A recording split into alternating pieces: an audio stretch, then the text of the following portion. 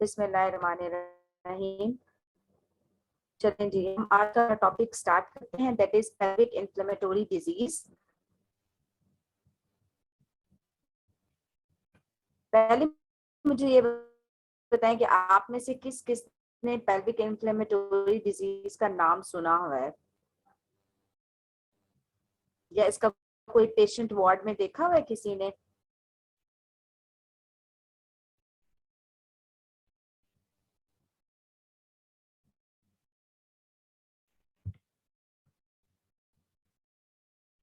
Name सुना है बस।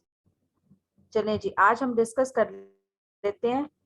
उसके बाद आप सबने जाके अपने गायनी के वार्ड में, जो हमारा गायनी एंड ऑब्स का वार्ड लगता है ना, उसमें गायनी का सेपरेट रूम होता है, ऑब्स का सेपरेट रूम होता है।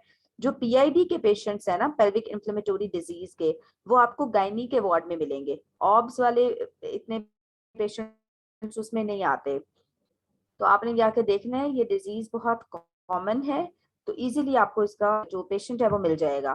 तो सबसे पहले पेल्विक इन्फ्लेमेटरी डिजीज होती क्या है? तो नाम से आप पता चल गया कि ये कोई ऐसी डिजीज है जो पेल्विक रीजन को इन्वॉल्व कर रही है, और इन्फ्लेमेटोरी है तो मतलब इन्फ्लेमेशन हो रही है। तो it is basically an infection of the pelvic region.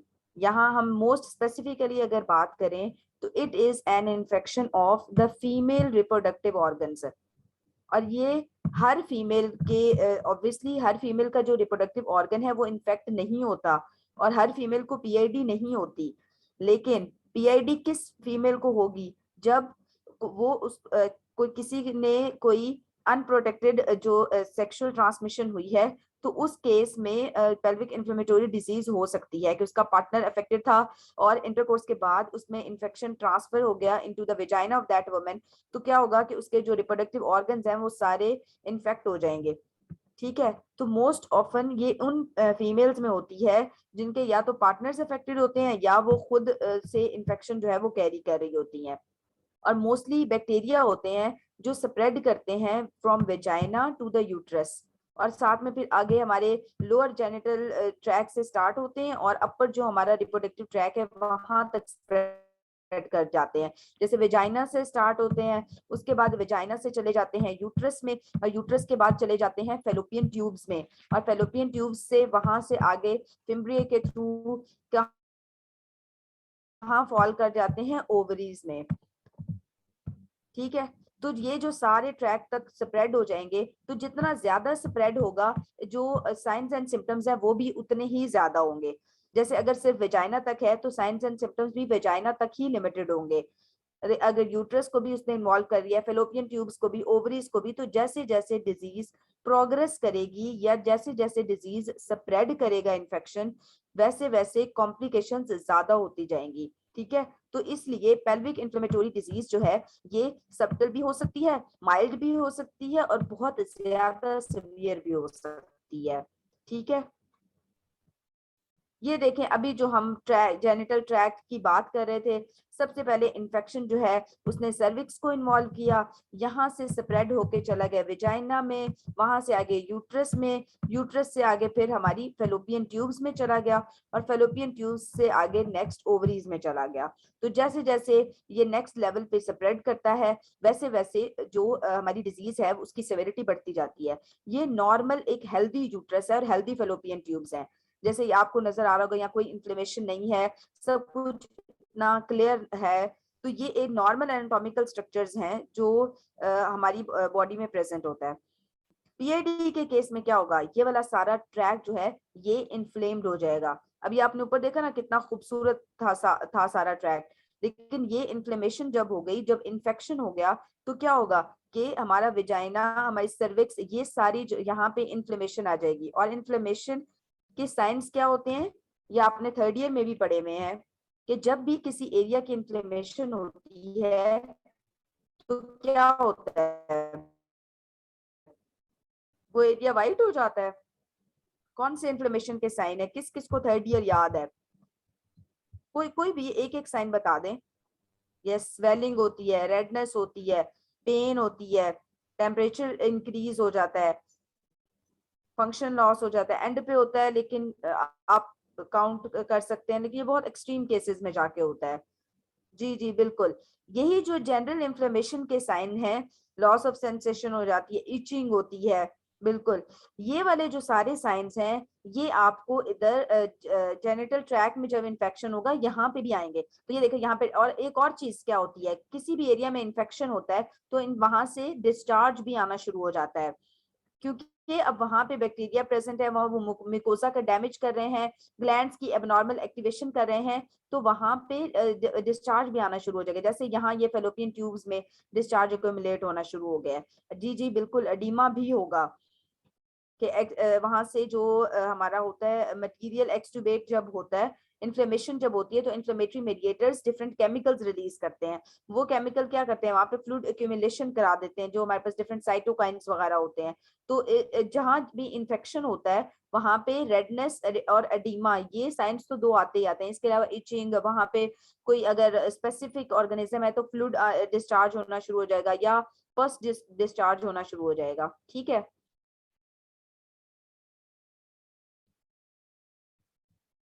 उसके बाद बात करते हैं रिस्क फैक्टर्स की, कि किस किस फीमेल में पीआईडी डेवलप हो सकती है जिसके मल्टीपल सेक्सुअल पार्टनर्स हों, क्योंकि जितने ज्यादा सेक्सुअल पार्टनर्स हैं इन्फेक्शन ट्रांसमिट होने का उतना ज्यादा चांस है। या फिर पार्टनर हो विद मल्टीपल सेक्सुअल पार्टनर्स, या तो खुद उसके सेक्सुअल पार्टनर ज्यादा हैं या उसके पार्टनर के भी अगर पार्टनर ज्यादा हैं तो तब भी इन्फेक्शन ट्रांसमिट होने के हाई चांसेस हैं। ठीक है, या हुआ और उसने उसका ट्रीटमेंट नहीं लिया और इंटरकोर्स के बाद क्या होगा कि वो यूरेथ्राइटिस वाले जो ऑर्गेनिजम्स हैं वो वेजाइना में ट्रांसमिट हो जाएंगे। ठीक है, या अगर प्रीवियस हिस्ट्री है पीआईडी की तो सेकंड टाइम बहुत ज्यादा चांस होता है कि दोबारा से पीआईडी डेवलप हो जाए। अगर या फिर अगर कोई इंट्रायूट्राइन डिवाइस यूज कर रहा है, जैसे आईयूडी आपने वार्ड में अक्सर देखी भी होगी, हम कॉन्ट्रासेप्शन वाले चैप्टर में इंशाल्लाह डिटेल में इसको देखेंगे भी, डिस्कस भी करेंगे। तो आईयूडी के साथ क्या होता है कि ऑब्वियसली एक बाहर से जो एक्सटर्नल डिवाइस है ना, जो हम जो यूट्रस में रखते हैं, तो वहां पे आके ऑर्गेनिजम्स अटैच होना शुरू हो जाते हैं। या तो वो हमने अगर इन्फेक्टेड ही रख दिया है तो तब भी इन्फेक्शन ट्रांसमिट हो जाएगा, या अगर वहां यूट्रस में पड़ी पड़ी इन्फेक्ट हो गई है तो तब भी इन्फेक्शन मजीद स्प्रेड करेगा। या फिर अगर बैक्टीरियल वेजिनोसिस डेवलप हो गई है तो उस केस में भी पीआईडी डेवलप होने के हाई चांसेस होते हैं। नली पैरिटी में भी रिसेंट इंस्ट्रूमेंटेशन हुई है यूट्रस की, जैसे अगर कोई भी यूट्राइन बायोप्सी हुई है या यूट्रस एग्जामिनेशन हुआ है तो वो इंस्ट्रूमेंट के थ्रू भी ऑर्गेनिज्म ट्रांसमिट हो सकता है, डॉचिंग से भी हो सकता है। स्मोकिंग इम्यूनिटी वीक करती है, इन्फेक्शन का रिस्क ज्यादा करती है, तो उस केस में भी जो रिस्क है पीआईडी का वो इंक्रीज हो सकता है। ठीक है, अब आप सब लोगों ने most common risk factor multiple sexual partners हैं। ठीक है, अब ये थे सारे जो रिस्क फैक्टर्स हमने डिस्कस किए। अब आप सब ने अब आप सब ने मुझे रिस्क फैक्टर बताने के करके, जो जितने भी अभी हमने 6-7 डिस्कस किए, जिसको अगर आपको जो जो भी याद है जल्दी जल्दी से बता दें सब।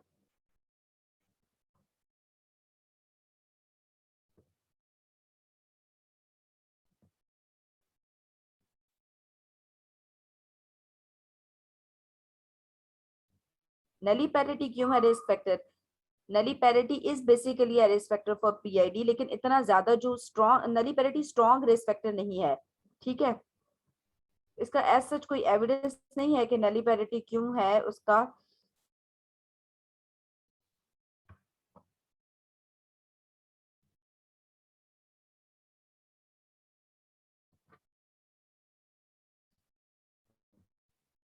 चलें जी, डॉचिंग क्या है? डॉचिंग इज बेसिकली वॉशिंग और cleaning out the inside of vagina with water और अदर जो जो कोई भी फ्लूइड्स हैं, उससे जब हम वॉश करते हैं वेजाइना को डिफरेंट फैंसी केमिकल्स के साथ या फिर फ्लूइड्स के साथ, या अगर वाटर के साथ भी कर रहे हैं, तो क्या होगा कि इन्फेक्शन जो है वो ट्रांसमिट हो जाएगा।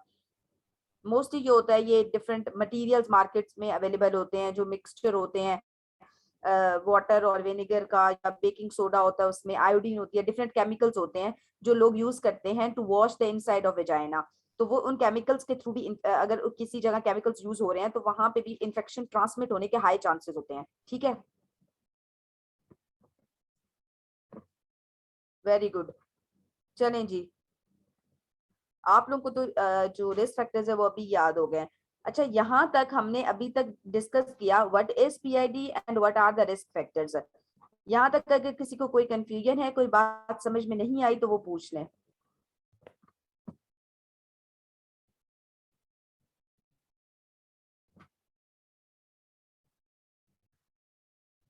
ये दोबारा से वही रिस्क फैक्टर हैं जो हम डिस्कस कर चुके हैं, लेकिन यहाँ पे डिवाइड कर दिया कि स्ट्रॉन्ग एविडेंस वाले रिस्क फैक्टर्स कौन से हैं और वीक एविडेंस वाले रिस्क फैक्टर्स कौन से हैं। तो स्ट्रॉन्ग में हमारे पास आ जाता है, एक तो अगर मल्टीपल सेक्सुअल पार्टनर्स हैं तब, या अगर पहले इन्फेक्शन हो चुका है क्लेमिडिया गोनोरिया का तो भी स्ट्रॉन्ग रिस्क फैक्टर होगा। यंग एज में अगर सेक्सुअल एक्टिविटी स्टार्ट कर दी है तब भी पीआईडी का चांस ज्यादा होता है। ठीक है, या अगर आईयूडी यूज किया तब भी पीआईडी का चांस ज्यादा होता है। जब भी आपसे रिस्क फैक्टर पीआईडी के पूछे जाएं तो आपने सबसे पहले ये 6 to 7 स्ट्रॉन्ग रिस्क फैक्टर्स बताने हैं। सबसे पहले डॉचिंग या सिगरेट स्मोकिंग नहीं बोल देना आपने। ठीक है, ये बहुत ही नॉन स्पेसिफिक रिस्क फैक्टर्स हैं, इनके लिए कोई एविडेंस भी मौजूद नहीं है एज सच, तो इसलिए आपने सबसे पहले स्ट्रॉन्ग वाले रिस्क फैक्टर्स जो है ना वो डिस्कस।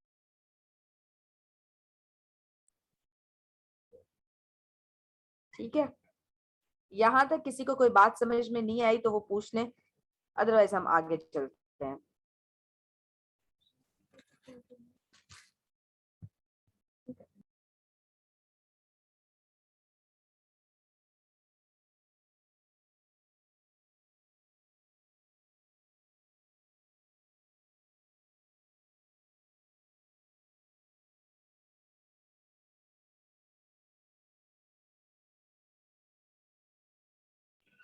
यहाँ तक किसी को बात समझ में नहीं आई तो वो पूछ ले, फिर हम नेक्स्ट चलते हैं।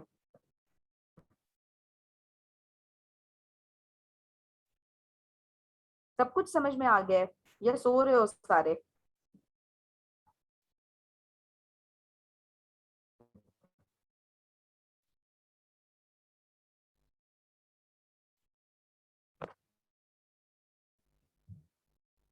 ओके जी, चले हम नेक्स्ट चलते हैं। उसके बाद है पैथोजेनेसिस क्या होती है पीआईडी की। तो पैथोजेनेसिस में हमारे पास डिफरेंट स्टेप्स हैं। फर्स्ट स्टेप क्या है कि कोई भी सेक्सुअली ट्रांसमिटेड डिजीज जो वेजाइना में बैक्टीरिया एंटर कर देती है वो पीआईडी का कॉज बनती है। उसके बाद क्या होता है, ये जो हम ऊपर डिस्कस कर चुके हैं, बैक्टीरिया ट्रेवल करके सर्विक्स में आ जाते हैं, उसके बाद फिर एंटर हो जाते हैं यूट्रस में, फिर फेलोपियन ट्यूब्स करना शुरू कर देते हैं। तो ये पैथोजेनेसिस है पीआईडी की। नॉर्मली आपसे पैथोजेनेसिस पूछी नहीं जाती लेकिन आपको पता होनी चाहिए। अब ये पैथोजेनेसिस को थोड़ा पैथोलॉजी की लैंग्वेज में डिस्कस किया है कि अगर सर्विक्स इन्फेक्टेड है तो सर्विसाइटिस, अगर यूट्रस में एंडोमेट्रियम तक इन्फेक्शन स्प्रेड कर गया तो एंडोमेट्राइटिस, अगर ओवरीज या फेलोपियन ट्यूब्स को इन्वॉल्व कर दिया है तो साल्पिंजाइटिस या ऊफराइटिस। और वो ऊफराइटिस अगर ओवरीज इन्फेक्ट हो गई हैं, इससे ये नहीं होता कि वहां पे ओवरीज में इन्फेक्शन हो, वहां पे अब्सेस बनना शुरू हो जाती है, तो उसको हम, अगर अब्सेस ट्यूब्स में भी बन गई है, फेलोपियन ट्यूब्स में भी और ओवरीज में भी, तो हम उसको ट्यूबो ओवेरियन अब्सेस कहते हैं। और ये पीआईडी की मोस्ट इंपॉर्टेंट कॉम्प्लिकेशन है। इस कॉम्प्लिकेशन के साथ पेशेंट आपके पास प्रेजेंट करता है इतनी लेट जाके कि स्टार्ट में इन्फ्लेमेशन हुई, इन्फेक्शन हुआ तो पेशेंट्स इतना बॉदर नहीं करते, इतनी जल्दी नहीं प्रेजेंट करते। लेकिन अब ट्यूबो ओवेरियन अब्सेस जब प्रेजेंट होता है तब इतनी ज्यादा पेन होती है कि तब पेशेंट्स प्रेजेंट करते हैं। ठीक है, और अल्टीमेटली क्या होता है कि अब्सेस अगर रप्चर हो गई है तो इन्फेक्शन इतना शदीद होता है कि वो कर जाता है पेरिटोनियम तक, और पेरिटोनियम की इन्फ्लेमेशन कॉज कर देता है, दैट इज पेरिटोनाइटिस। ठीक है, उसके बाद ये सेम पैथोलॉजी है कि किस तरह से इन्फ्लेमेशन होती है, सच आपके लेवल पे पूछी नहीं जाती, लेकिन अगर कोई इंटरेस्टेड है डिटेल्स में तो आप ये स्लाइड से पढ़ सकते हैं। अब हमने डिस्कस कर लिया कि पेल्विक इन्फ्लेमेटोरी डिजीज किस तरह से स्प्रेड कर रही है और इसके रिस्क फैक्टर्स क्या है। अब पेशेंट तो हमें आके नहीं बताएगा कि ये रिस्क फैक्टर मुझे हुआ है और मुझे पीआईडी डेवलप हो गई है। ऑब्वियसली पेशेंट जो है वो साइंस एंड सिम्टम्स के साथ प्रेजेंट करेगा और हमने खुद ही पिक करना है कि पेशेंट को पीआईडी है। ठीक है, तो सिम्टम्स कौन कौन से हो सकते हैं? लोअर एब्डोमिनल पेन, क्योंकि ये पेल्विक इन्फ्लेमेटरी डिजीज है ना, पेल्विक रीजन को इन्वॉल्व कर रही है, तो लोअर एब्डोमिनल पेन के साथ पेशेंट प्रेजेंट करेगा। इन्फेक्शन है तो इन्फेक्शन में ऊपर हम डिस्कस कर चुके हैं, डिस्चार्ज होता है, वेजाइनल डिस्चार्ज के साथ पेशेंट प्रेजेंट करता है, उस सारे एरिया की, वेजाइना की, सबकी इन्फ्लेमेशन, रेडनेस हुई हुई है, इचिंग हुई है तो पेशेंट को डिसयूरिया भी होता है, साथ में प्रोलॉन्ग मेंस्ट्रुअल ब्लीडिंग भी होती है जब एंडोमेट्राइटिस हो जाता है पेशेंट को, डिसमेनोरिया भी होता है, डिस्पेरूनिया भी होता है, क्योंकि सारा जेनिटल ट्रैक्ट की इन्फ्लेमेशन हुई है, सारा जेनिटल ट्रैक्ट पेनफुल है तो पेशेंट को पेरूनिया भी होता है। डिस्पेरोनिया का मतलब है पेन ड्यूरिंग सेक्सुअल इंटरकोर्स। इसके बाद और क्या होता है कि अगर तो इन्फेक्शन हो जाता है, हो जाती है, फेलोपियन ट्यूब्स की स्कारिंग हो जाती है। ठीक है, ये थी जिन सिम्टम्स जिनके साथ पेशेंट प्रेजेंट का। देन है साइंस कौन कौन से होते हैं? जब हम उसका एब्डोमिनल एग्जामिनेशन करते हैं तो हमें टेंडरनेस मिलती है, तो हम सर्विक्स से सर्वाइकल हमें एक्साइटेशन मिलती है, सर्वाइकल रेडनेस मिलती है, या फिर हमें क्या मिलता है, सर्विकल एरिया में हमें डिस्चार्ज। उसके बाद है हमें टेम्परेचर भी इंक्रीज, क्योंकि जब भी कहीं इन्फेक्शन है तो वहां पे हमें इंक्रीज टेम्परेचर मिलता है, और जब हम वहां से स्वैब लेके उसका टेस्ट कराते हैं तो हमें डब्ल्यूबीसी इंक्रीज मिलते हैं, हमें ईएसआर और सीआरपी इंक्रीज मिलते हैं। ठीक है, लेकिन अगर क्रॉनिक डिजीज है तो इतनी जो कंपनसेशन हुई होती है क्रॉनिक केसेस में कि हमें सीआरपी ईएसआर नॉर्मल सकते हैं, लेकिन एक्यूट केसेस में हमें ये रेज्ड मिलते हैं। ठीक है, गायनी में सिम्टम सेम लगते हैं। जो पीआईडी है ना, इसके स्पेसिफिक सिम्टम्स हैं, जैसे पेल्विक इन्फ्लेमेटरी डिजीज में अगर कोई भी फीमेल आपके पास आती है कि मुझे लोअर एब्डोमिनल पेन हो रही है और साथ में मुझे फीवर है, तो आपने दो चीजें ही सोचनी है, या तो उसको यूटीआई हो सकता है या उसको पेल्विक इन्फ्लेमेटरी डिजीज हो सकती है, क्योंकि इन दोनों में लोअर एब्डोमिनल पेन होती है और साथ में फीवर होता है। तो अब आपको पता चल गया कि या तो यूटीआई करना है, डिसयूरिया तो दोनों में हो रहा है, तो आपने अगली चीज पूछनी है वेजाइनल डिस्चार्ज की। तो अगर वेजाइनल डिस्चार्ज प्रेजेंट है तो that is pelvic inflammatory disease, लेकिन अगर सिर्फ फीवर और लोअर एब्डोमिनल पेन है, साथ में डिसयूरिया है, तो तब फिर आपने उसको यूटीआई की लाइंस में ट्रीट करना है। ठीक है, हस्टैंड समझ आ गई है अब आपको? बाकी सबको भी समझ आ गई है?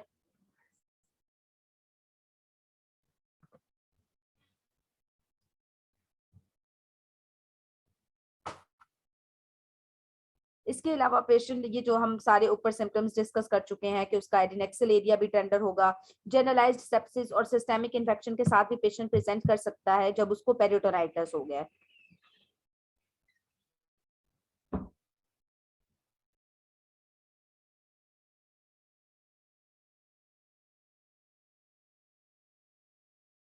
चले जी, उसके बाद है हमारे पास डायग्नोसिस। अब हमें सिम्टम से पता तो चल गया कि पेशेंट को क्या क्या क्या सिम्टम आ रहे हैं, हमें थोड़ा आइडिया हो गया कि शायद पेशेंट पीआईडी की तरफ जा रहा है। हम नेक्स्ट क्या करेंगे? अपनी सस्पिशन को कंफर्म करेंगे। उसको कंफर्म किस तरह से कर सकते हैं? हम वहां से स्वैब लेंगे और फिर उसका टेस्ट कराएंगे, या हम पेशेंट का एक सीबीसी तो हम लाजमी करा लेते हैं to know whether there is an infection और नॉट। तो उसमें क्या मिलेगा हमें? डब्ल्यूबीसी जो है वो रेज्ड मिलेंगे। ठीक है, अगर डब्ल्यूबीसी रेज्ड मिले हैं इसका मतलब है पेशेंट को अक्यूट इन्फेक्शन है। लेकिन सीवियर इन्फेक्शन के केस में क्या होता है कि सारे जो डब्ल्यूबीसी हैं, सारी हमारी जो अटैकिंग है पार्टी है वो यूज हो जाती है, जिसकी वजह से पेशेंट न्यूट्रोपीनिया के साथ भी प्रेजेंट कर सकता है। ठीक है, और क्या होगा जो हम ऊपर डिस्कस कर चुके हैं कि रेज्ड ईएसआर और सीआरपी। जब भी कहीं इन्फेक्शन हो, आपसे पूछा जाए कि आपने कौन से टेस्ट कराने हैं, तो आपने तीन चीजें कभी भी नहीं भूलनी। एक सीबीसी, दूसरा ईएसआर, तीसरा सीआरपी। सीबीसी में क्या मिलेगा? डब्ल्यूबीसी। ईएसआर क्या मिलेगा? रेज्ड। सी रिएक्टिव प्रोटीन्स ये भी रेज्ड मिलेंगी। किसी भी टाइप के इन्फेक्शन में ये तीन चीजें आपने हमेशा याद रखनी है। ठीक है,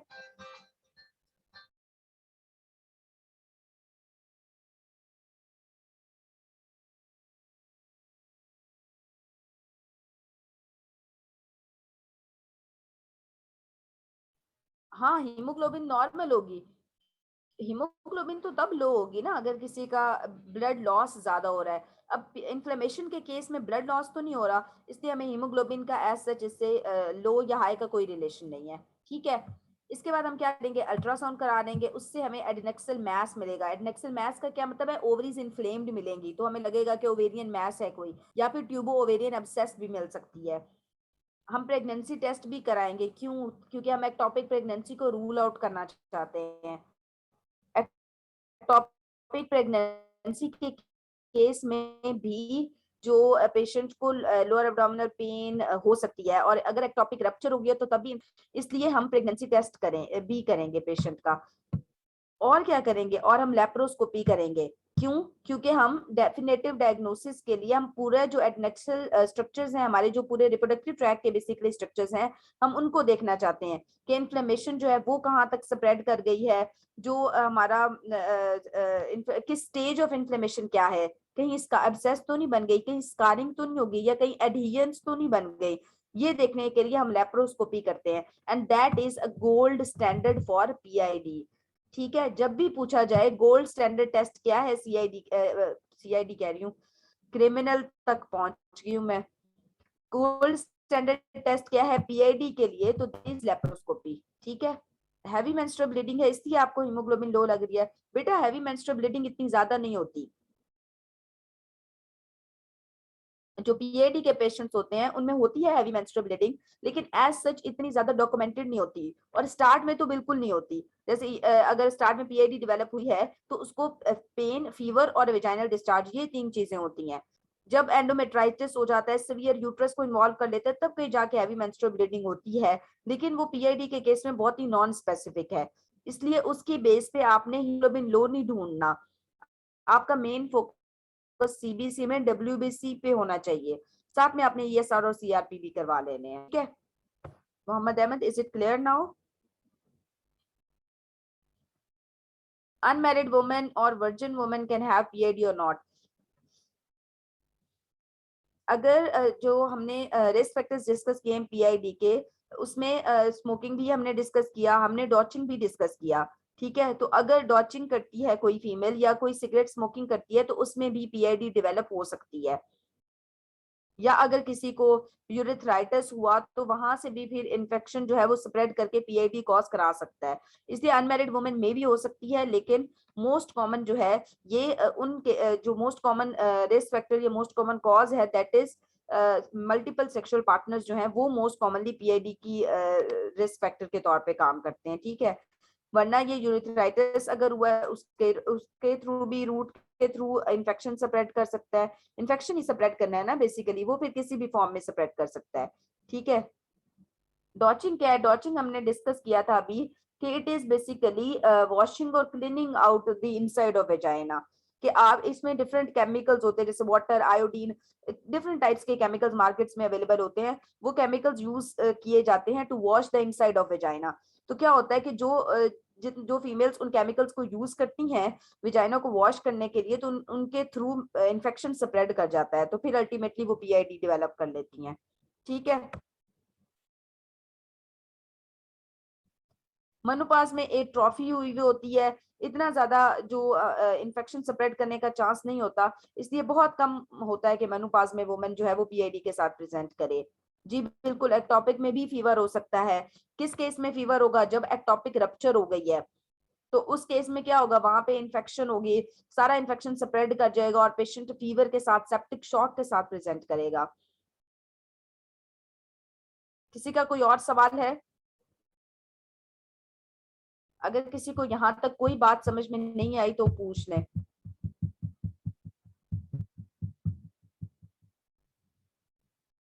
प्यारे बच्चों, अगर कोई बात समझ में नहीं आई तो वो पूछ लें, अदरवाइज हम फिर ट्रीटमेंट डिस्कस करते हैं। चलें जी, अब हमने पीआईडी को डायग्नोज कर लिया, अब हम बात करते हैं ट्रीटमेंट की। ट्रीटमेंट में हमारे पास हम ट्रीटमेंट को कैटेगराइज करते हैं basically. Mild to moderate infection है तो हम क्या करेंगे, और सीवियर इन्फेक्शन तो क्या करेंगे।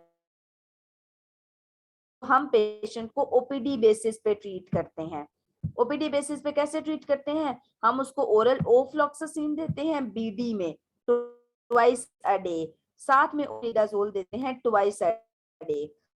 और ये कितने दिन के लिए PID बहुत प्रेवलेंट है, पेपर में भी इसका सिनेरियो बहुत ज्यादा आता है, इसलिए आई एडवाइस कि आप इसकी डोजेज याद कर लें। आप अगर फैमिली में भी खुदा न खास्ता किसी को PID डेवलप हो जाती है तो आपको पता हो कि आपने कौन सी मेडिसिन कितने दिन के लिए और एक दिन में कितनी दफा यूज करनी है। तो बहुत आसान है, BD में यूज करनी है 14 दिन के लिए, तो परेशान नहीं हो जाना कि ये हमने क्या, हमें अब तो डोजेज भी याद करनी पड़ेगी या हमें रिजीम भी याद करनी पड़ेगी।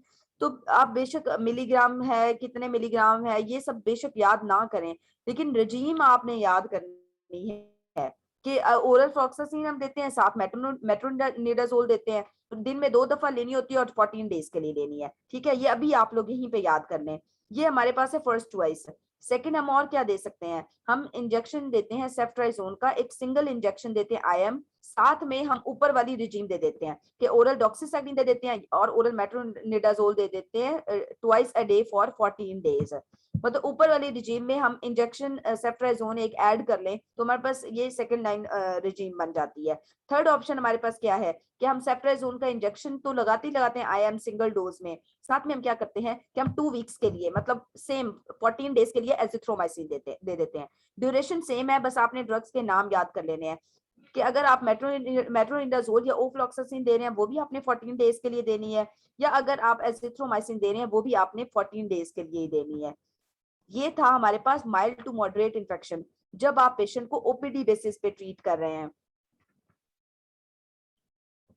नेक्स्ट है हमारे पास सीवियर इन्फेक्शन, उसमें हम क्या करेंगे, हम पेशेंट को हॉस्पिटलाइज कर लेंगे और पारेंट्रल मतलब IV थेरेपी देंगे। और इसकी क्या कंडीशंस है, हमने हर पेशेंट को एडमिट नहीं करना, हमने कैटेगराइज किस तरह से करना है, ये 5 पॉइंट्स आपने याद रखने हैं। नंबर 1, अगर सीवियर इन्फेक्शन है। नंबर 2, अगर हम सस्पेक्ट कर रहे हैं कि इन्फेक्शन ओवरीज तक स्प्रेड करके वहां पे एब्सेस कॉज कर चुका है। नंबर 3, अगर जनरलाइज्ड सेप्सिस है। नंबर 4, अगर पुअर या इनएडिक्वेट रेस्पॉन्स है टू ओरल ट्रीटमेंट, तब हम एडमिट करेंगे। नंबर 5, अगर उसको सीवियर एब्डोमिनल पेन है कि स्ट्रॉन्ग IV एनाल्जेसिक की जरूरत पड़ रही है, उस केस में भी हम एडमिट करेंगे। तो ये 5 पॉइंट्स हैं। कौन कौन से, एक, अगर सीवियर इन्फेक्शन है तब एडमिट करेंगे। दूसरा, अगर एब्सेस की सस्पिशन है तब एडमिट करेंगे। तीसरा, जनरलाइज्ड सेप्सिस के केस में एडमिट करेंगे। चौथा, अगर इनएडिक्वेट रिस्पांस है टू ओरल ट्रीटमेंट तब एडमिट करेंगे। पांचवी क्या चीज है, अगर स्ट्रॉन्ग एनाल्जेसिक्स की जरूरत पड़ रही है, पेन बहुत सीवियर है, तब एडमिट करेंगे। ठीक है, तो ये 5 पॉइंट्स आपने याद रखने हैं। तो एडमिट करके हम क्या करेंगे, हम सेफ्ट्राइजोन देंगे 2 ग्राम IV, साथ में हम IV या ओरल डॉक्सीसाइक्लिन देंगे, और उसके अलावा क्या देंगे, IV मेट्रोनिडाजोल देंगे। ऊपर हम क्या कर रहे थे, माइल्ड टू मॉडरेट केसेस में हम ओफ्लॉक्सासिन दे रहे थे और साथ में मेट्रोनिडाजोल दे रहे थे, और सेफ्ट्राइजोन हम सेकंड लाइन के तौर पे यूज कर रहे थे, लेकिन यहाँ पे हम आते ही सेफ्ट्राइजोन यूज करते हैं, साथ ओरल या IV डॉक्सीसाइक्लिन और IV मेट्रोनिडाजोल। सीवियर केसेस में सारी ड्रग्स IV यूज करनी है और माइल्ड टू मॉडरेट में हमने ओरल यूज करनी है। ठीक है। दूसरा, अगर फीमेल प्रेग्नेंट है और उसको PID डेवलप हो गई है तो तब हमारी रिजीम थोड़ी सी डिफरेंट होगी, तब हम सेफोटेक्सिन यूज करेंगे, साथ में एजिथ्रोमाइसिन और मेट्रोनिडाजोल यूज करेंगे। एंड टीचर में लिखे हुए पॉइंट्स, लेकिन उसमें एज सच पॉइंट्स नहीं बने हुए, इसलिए आप बेहतर ये कि आप ट्रीटमेंट यहाँ स्लाइड से कर लें, यहाँ पे ज्यादा अच्छा इलेबोरेट करके डिवाइड करके लिखा हुआ है, वहां वहां पे आपको ढूंढ के फिर उसको एक पेपर पे खुद से ट्रीटमेंट के नोट्स बनाने पड़ेंगे, इसलिए यहाँ बेहतर ये कि आप यहाँ पे स्लाइड से कर लें। उसके बाद थर्ड ऑप्शन हमारे पास क्या है कि आपने याद रखना है कि सीवियर केसेस में आपने डॉक्सीसाइक्लिन, जेंटामाइसिन और ओफ्लॉक्सासिन जो है वो अवॉइड करनी है। मतलब सीवियर में आपने डॉग अवॉइड करना है। ठीक है, निमोनिक अगर इन केस आपको याद नहीं रहता तो डी से क्या है, डॉक्सीसाइक्लिन, ओ से ओफ्लॉक्सासिन, जी से जेंटामाइसिन, ये आपने अवॉइड करना है in case of severe PID। ठीक है, ये था हमारे पास मेडिकल ट्रीटमेंट। अगर पेशेंट ठीक नहीं हो रहा, जैसे अगर उसके एब्सेस है वो बिल्कुल नहीं ठीक हो रही है, कोई रिस्पॉन्ड नहीं कर रही एंटीबायोटिक्स को, तो हम एब्सेस को ड्रेनेज करेंगे। वैसे भी बॉडी में कहीं भी एब्सेस हो तो उसका जो ट्रीटमेंट ऑफ चॉइस है दैट इज इनसिजन एंड ड्रेनेज। तो अगर ट्यूबो ओवेरियन एब्सेस डेवलप हो गई है तो हम ड्रेनेज करेंगे एब्सेस का। ठीक है, कभी कभी ये होता है कि ओवरीज इतनी ज्यादा इन्वॉल्व हो जाती हैं कि ड्रेनेज करना सफिशिएंट नहीं होता, हमें वो ओवरी या वो ट्यूब का पोर्शन रिमूव करना पड़ता है। ठीक है,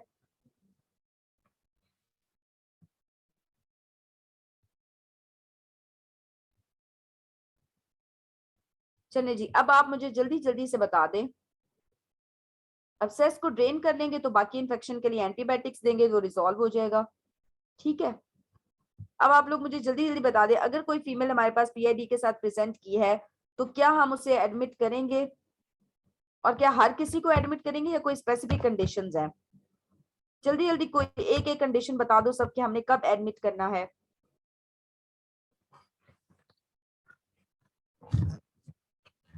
मैं तो कहती हूँ अगर कोई भी फीमेल प्रेजेंट की है पेन और फीवर के साथ तो उसको एडमिट कर ले, ऐसा ही है ना? जी जी बिल्कुल ऐसा नहीं है, हम सीवियर इन्फेक्शन में एडमिट करेंगे, सेप्सिस में, सीवियर पेन में, जनरलाइज सेप्सिस, अब्सेस अगर है, एडनेक्सल मैस है तब एडमिट करेंगे। वेरी गुड, एक्सीलेंट है। अच्छा, ट्रीटमेंट ऑफ चॉइस क्या है? अगर सीवियर केस है तो हम ट्रीटमेंट क्या देंगे सीवियर केसेस में? बस ये अगर ड्रग्स के नाम नहीं भी याद तो ये बता दें कि ओरल ट्रीटमेंट देंगे या आईवी ट्रीटमेंट देंगे। जी जी बिल्कुल, सीवियर केसेस में हम आईवी ट्रीटमेंट देते हैं। उसके बाद ये हमारे पास सिनेरियो है, हम जल्दी से डिस्कस कर लेते हैं। अ 30-year-old P1 para 1 patient comes with a history of pain, lower abdomen and vaginal discharge। कि 30-year-old पेशेंट ने प्रेजेंट किया हमारे पास कि हिस्ट्री है, पेन है, लोअर एब्डोमेन के साथ डिस्चार्ज है। अब पहली चीज आपके माइंड में क्या आई? Pain in the lower abdomen and vaginal discharge is equal to PID. ये आपने बात याद कर लेनी है, तो कहते हैं ना अजबर कर लेनी है आपने ये बात कि नींद में भी कोई आपसे पूछता है ना कि पेन लोअर एब्डोमेन और वेजाइनल डिस्चार्ज है तो आपके माइंड में जो फर्स्ट चीज आनी चाहिए दैट इज पीआईडी। दूसरी कोई और चीज मत सोचो। गायनी में यही होता है कि आपने डायग्नोस्टिक पॉइंट पिक करना होता है। अब जितना डीप जाएंगे और जितना डिटेल में जाएंगे आप अपने सिनेरियो को खुद ही कंफ्यूजन क्रिएट कर लेंगे, तो आपने उस कंफ्यूजन से बचना है। आपने डायग्नोस्टिक पॉइंट याद रखने हैं। तो पीएडी का डायग्नोस्टिक पॉइंट क्या है? Pain, lower abdomen and vaginal discharge. तो प्यारे बच्चों आपने ये बात नहीं भूलनी, आप इसको नोट करके रख लें, अपने पीआईडी के टॉपिक के ऊपर नोट कर लें ताकि आपको ये बात याद रहे। ठीक है,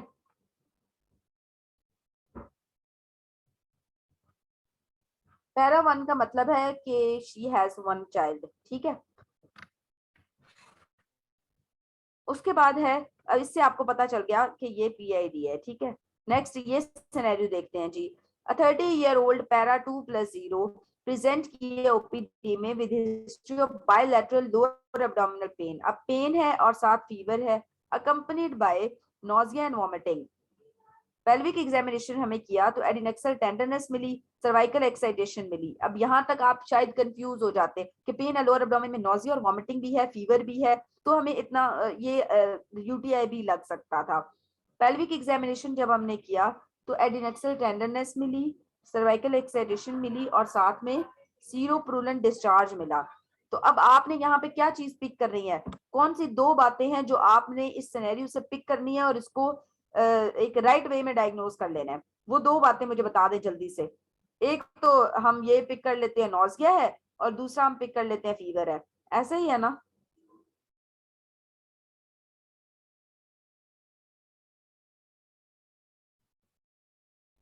हाँ, एक तो डिस्चार्ज हो गया, वेरी गुड, एक्सीलेंट। दूसरी बात फीवर, एडिनेक्सल पेन, तो lower abdominal pain, fever, discharge, ये पे एक पूरा ट्राइड कंप्लीट हो गया पीआईडी का।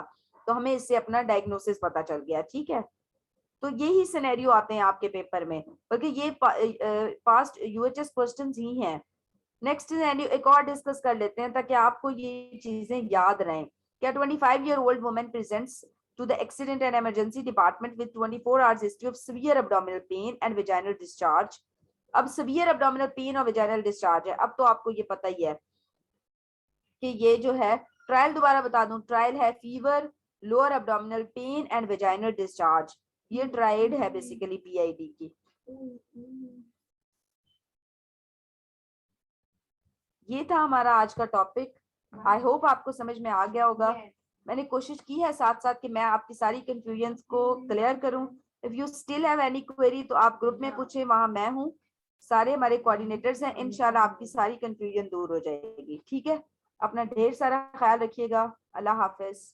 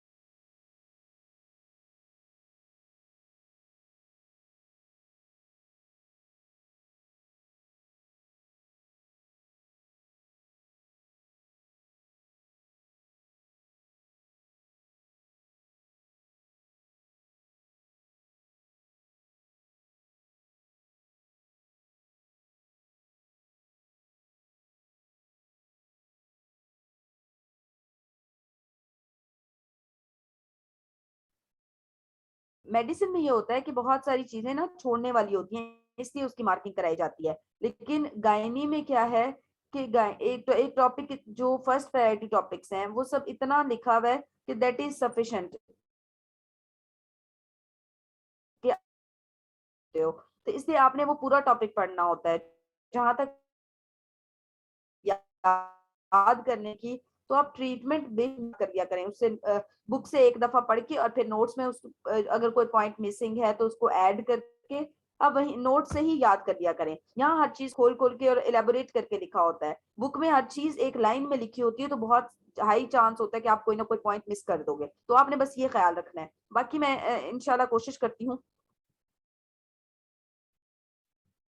एक टॉपिक होता है यूनिट में। हाँ, वही आपको गायनी में दरअसल ये कि टॉपिक वाइज हम पढ़ा रहे हैं। जिस जिस तरह से आपको यूएचएस में क्वेश्चंस आते हैं, तो आपने आपने ये सोचना ही नहीं है कि बाकी वाले चैप्टर में क्या है। आपको जो टॉपिक पढ़ाया जाए आपने वो कवर करना है। जो बाकी हमारे टॉपिक्स रह जाएंगे इंशाल्लाह एंड पे आपको उनके बारे में प्रॉपरली गाइड कर दिया जाएगा। अभी आपको जो टॉपिक पढ़ाया जाता है आप सिर्फ वही एक टॉपिक कर लिया करें, ठीक है। इससे ये होगा कि आपके जो मोस्ट इंपॉर्टेंट यूक्यूज हैं, जो फर्स्ट प्रायोरिटी टॉपिक्स हैं, वो 80% तक आपका पूरा सिलेबस कवर हो जाएगा। जो बाकी 20% है, जो माइनर टॉपिक्स हैं, वो या तो हम असाइनमेंट दे देते हैं या फिर उनको कैसे कवर करना है वो इंशाल्लाह आपको बता देंगे। ठीक है, अभी आपने पीएडी अभी अभी पढ़ लेना है, या मैक्सिमम कल लेक्चर से पहले तक तो सबने एक दफा एटलीस्ट रीडिंग की हो, कि लेक्चर के बाद आप जब रीडिंग करते हैं तो वो चीज आपको लंबे टाइम के लिए रिटेन रहती है। लेकिन जब आप चीजों को पाइल अप करते जाते हैं, जैसे आज पीएडी पढ़ा है, आप हफ्ते बाद पढ़ेंगे तो आपको बहुत सारे पॉइंट्स भूल जाएंगे। तो आपने इस तरह से नहीं करना प्यारे बच्चों, इसको कल लेक्चर से पहले तक कवर कर लेना है। ठीक है, अपना बहुत सारा ख्याल रखिएगा। मजीद कोई कंफ्यूजन है तो आप ग्रुप में पूछ लें। अल्लाह हाफिज।